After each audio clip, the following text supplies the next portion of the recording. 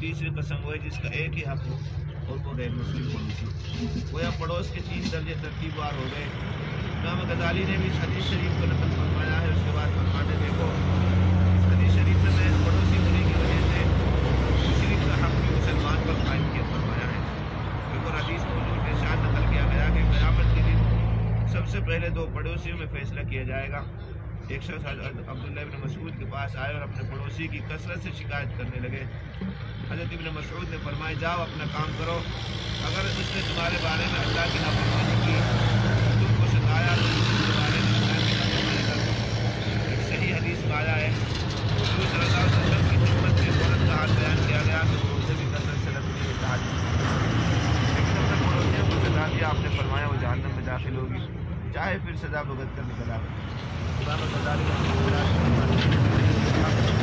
यही नहीं कि उसको तकलीफ ना दी जाए, बल्कि उसका हक यह है उसकी तकलीफ को बर्दाश्त किया जाए। हज़रत इब्न मुकफ़्फ़र रहमतुल्लाह अलैह अपने पड़ोसी की दीवार के साए में अक्सर बैठ जाया करते थे। उनको मालूम हुआ कि उसके ज़िम्मे कर्ज हो गया, जिसकी वजह से वो अपना घर बेचना चाहते हैं। फरमाने लगे हम उसके घर के साए में हमेशा बैठे, उसके साए का हक हमने खुद अदा न किया, ये कहकर उसके घर के फरमाया तुम्हें कीमत वसूल हो गई, अब इस घर को बेचने का इरादा ना किया जाए ना करना। इब्न उमर रज़ियल्लाहु तआला अन्हु ने एक बकरी ज़बह की, फरमाया कि जब इसकी कान निकाल सको तो सबसे पहले उसके गोश्त में से मेरे यहूदी पड़ोसी को देना। कई दफ़ा यही लफ्ज़ फरमाया। गुलाम ने अर्ज़ किया कि आप कितनी मरतबा इसको फरमाएंगे?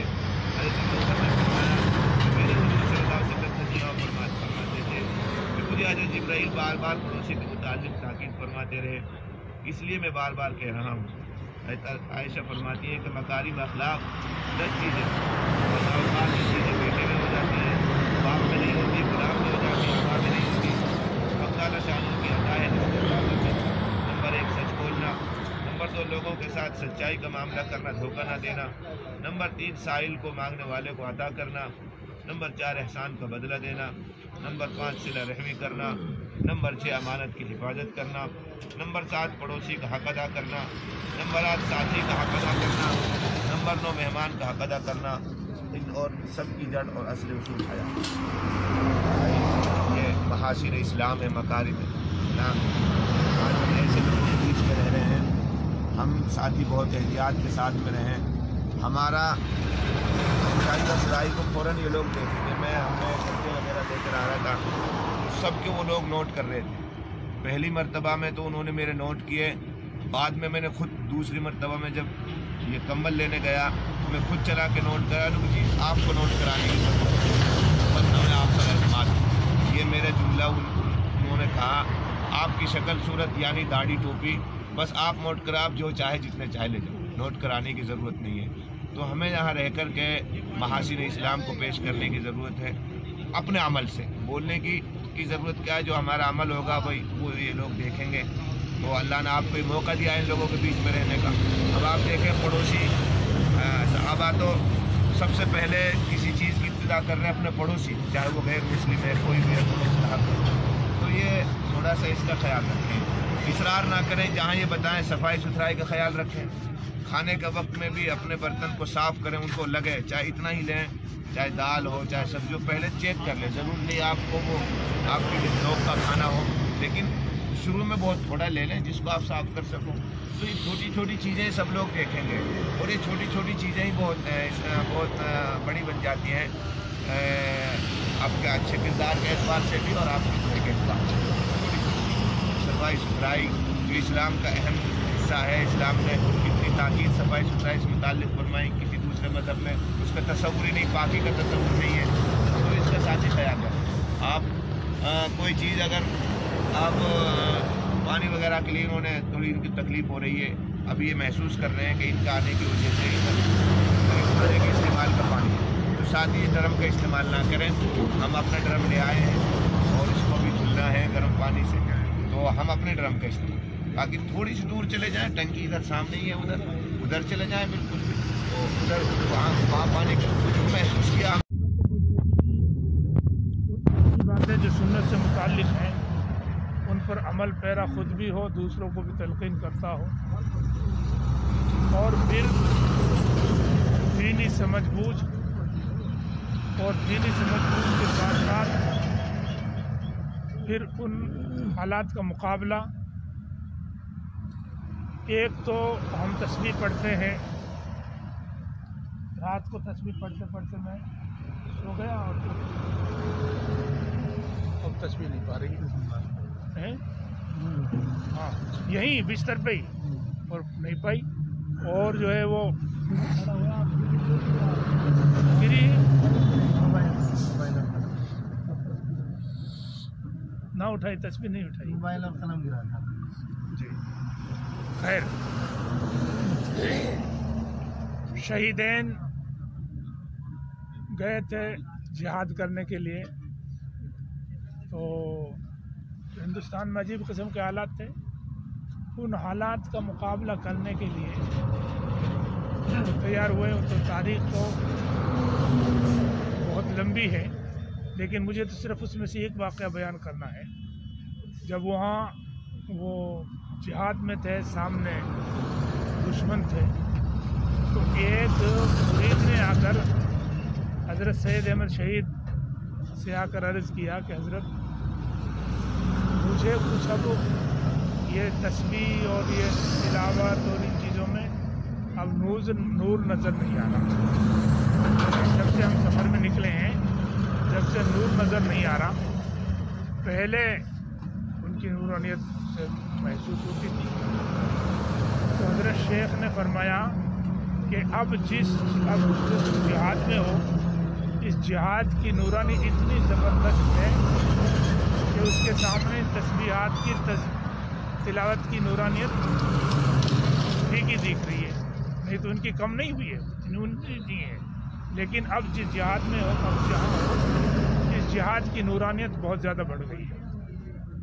تو یہ جہاد ہے جس میں آپ کو مفتی صاحب لائے ہیں، ٹھیک ہے نا، اور مجھے بڑی خوشی ہوئی مفتی صاحب نے حدیث ضرور نہیں ہے، جس حدیث پر عمل کرنے کی یہاں سخت ضرورت ہے۔ تو ایک ایک چیز کو بڑی باریکی سے ہم سمجھیں، اس پر وہ کریں، اور یہ مفتی صاحب کا ہی نظریہ ہے تو آج ہم یہاں، میں بھی یہاں ہوں اور میرے ساتھ آپ لوگ بھی ہیں، باقی تو مفتی صاحب کے ساتھ جو ہیں وہ تو نہیں ہیں۔ کیا کیا کرنا ہے مفتی صاحب، اس پر بھی تھوڑا سا مشورہ کر لیں۔ دن کے معمولات تو یہاں 12 بجے اور آپ کا پریچے حکیم الدین اشرف اٹاوری، وائس پریزیڈنٹ جمعیت علماء ہند، ہریانہ، پنجاب، ہماچل، چنڈی گڑھ۔ میں بہت بہت شکریہ ادا کرتا ہوں اسٹیج سنچالک کا کہ انہوں نے میرا نام لیا۔ میں آج کے اس منچ سے سب سے پہلے جو ہمارے کسان بھائی شہید ہو گئے، میں ان کے لیے خراج عقیدت پیش کرتا ہوں، شردانجلی دیتا ہوں۔ دوسرے نمبر پر جو کسان دیش کے کونے کونے سے جہاں کہیں بھی وہ اس آندولن کا حصہ بن رہے ہیں، میں ان سب کو مبارکباد پیش کرتا ہوں۔ تیسرے نمبر پر میں یہ کہنا چاہتا ہوں کہ اس دیش کے کسانوں کی حیثیت ایک باپ کی سی حیثیت ہے، جو کما کر کے کھلاتا ہے، نہ گرمی کو دیکھتا ہے، نہ سردی کو دیکھتا ہے، کسی موسم کو نہیں دیکھتا۔ کسان اس دیش کا باپ ہے جو کما کر کے کھلاتا ہے، اور سرکار اس دیش کی ماں ہے جو بیٹھی بیٹھی کھاتی ہے۔ اور یہ ماں جب کبھی الٹا سیدھا کام کرتی ہے تو اس کے جوتے بھی پڑتے ہیں، تماچے بھی پڑتے ہیں۔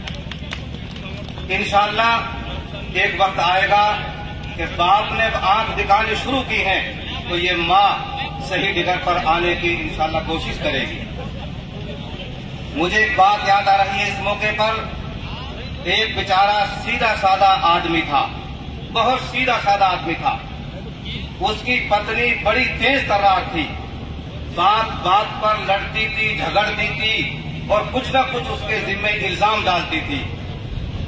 یہ بیچارے گھر آئے، کھانا بنانے کا وقت تھا شام کا، چمٹا پھوکنی بالکل چولہے کے قریب پڑے ہوئے تھے، اور اس نے اناپ شناپ شوہر سے کہنا شروع کر دیا، تم نے یہ کام خراب کر دیا، وہ کر دیا، یہ کر دیا۔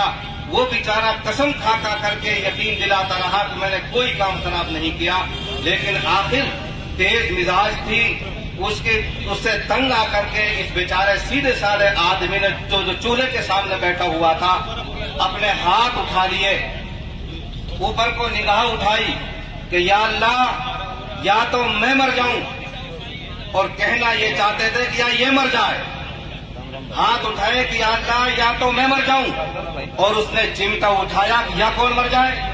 اس نے بیچارے نے کہا کہ یا بھی میں مر جاؤں۔ بس سن باری بھائی، یا اللہ یا تو یہ مر جائے اور یا کون مر جائے؟ کہ یا بھی میں مر جاؤں۔ میں کہنا چاہتا ہوں مرکز میں سینٹر میں بیٹھی ہوئی گورنمنٹ سے، اس قانون کو یا تو واپس لے لو اور یا بھی واپس لے لو، ورنہ یہ تحریک یہ کنیا کماری سے لے کر کے اور یہ جہاں تک کہ ہماری حدود ہے وہاں تک یہ تحریک چلے گی انشاءاللہ۔ اور یہ منظر دیکھ کر کے مجھے بہت پرانی بات یاد آ رہی ہے۔ اس دیش کی آزادی کے لیے جب ہمارے پروج قربانی دے رہے تھے، جیلوں کے اندر بند تھے، تو آپ لوگ جانتے ہیں کہ سال میں ایک مرتبہ مسلمانوں کا رمضان کا مہینہ آتا ہے۔ ہمارے بزرگ چاہے ان کا دھرم کچھ بھی تھا، وہ جیلوں کے اندر بند تھے، جیل میں رمضان کا مہینہ آیا، مسلمانوں نے جیل کے اندر روزہ رکھنا شروع کر دیا۔ ہمارے ہندو بھائیوں نے جب جیل کے اندر یہ بات دیکھی کہ مسلمان روزہ رکھتے ہیں، دن میں نہ کھاتے ہیں نہ پیتے ہیں، ہم ان کے کیسے بھائی ہیں ہم کھائے پیے، اس لیے جیل میں ہمارے ہندو بھائیوں نے یہ ایکٹ کیا، اگر مسلمان دن میں کھانا نہیں کھاتا تو ہندو بھی کھانا نہیں کھائے گا۔